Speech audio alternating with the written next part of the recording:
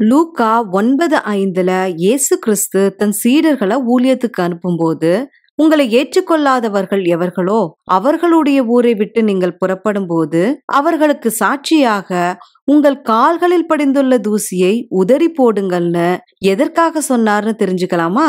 இயேசு வாழ்ந்த காலத்துல யூதர்கள் புறஜாதி மக்கள் வாழ்ற பட்டணத்துக்கு போயிட்டு வந்தா அவங்க அந்த பட்டணத்தை விட்டு வெளியேறும் போது அவங்க கால்ல படிஞ்ச தூசிய உதறி போடுவது வழக்கம்.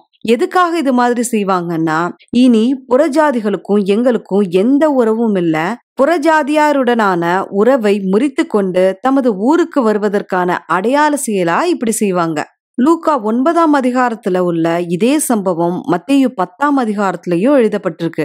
மத்தேயு சுவிசேஷத்துல இயேசு கிறிஸ்து தன்னுடைய சீடர்களை புறஜாதியர் பட்டணத்துக்கு அனுப்பல, யூதர்கள் வாழ்ற பட்டணத்துக்கு அனுப்புறாரு.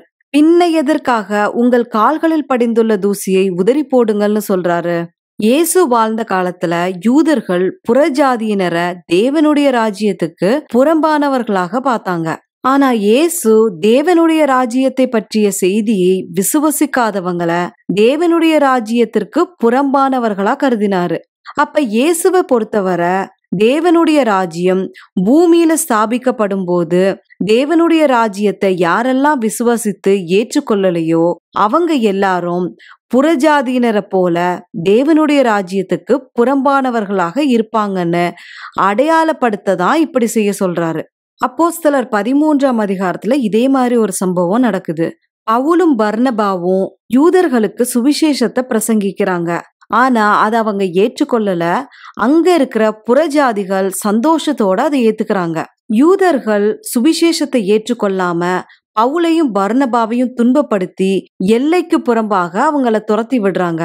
அப்ப பவுலும் பர்னபாவும் தங்கள் கால்கள்ல படிஞ்ச தூசிகளை அவங்களுக்கு எதிரா உதறி போட்டு இக்கோனியா பட்டணத்துக்கு போறாங்க.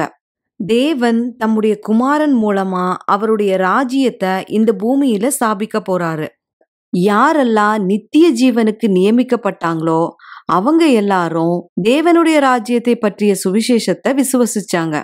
இப்ப நீங்க யாரையெல்லாம் சுவிசேஷம் சொல்றாங்கன்னு ஒதுக்கி வச்சு துன்பப்படுத்துறீங்களோ அவங்க எல்லாரையும் இயேசு தன் ராஜ்யத்துல சேர்த்துக்கொள்வாரு.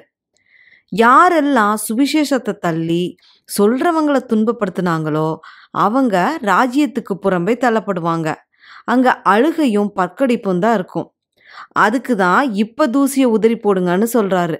இந்த தூசி தான் ஒரு நாள் சாட்சி சொல்ல போகுது. அடுத்த காணொளியில உங்களை சந்திக்கிறேன். அதுவரை எங்களோடு இணைந்திருங்கள். இது தேவராஜ்யத்தின் சுவிசேஷம்.